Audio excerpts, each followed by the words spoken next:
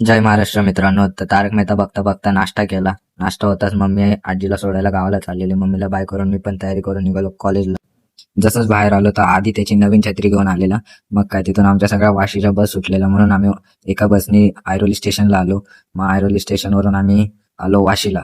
वाशीला येताच मानपूरचे मित्र बोलले लेट होतं, रिक्षाने जाऊ. मग रिक्षाने गेलो कॉलेजला. तर रिक्षामध्ये व्हिडिओ काढत होता तेव्हा हा मित्र खूप लाजत होता.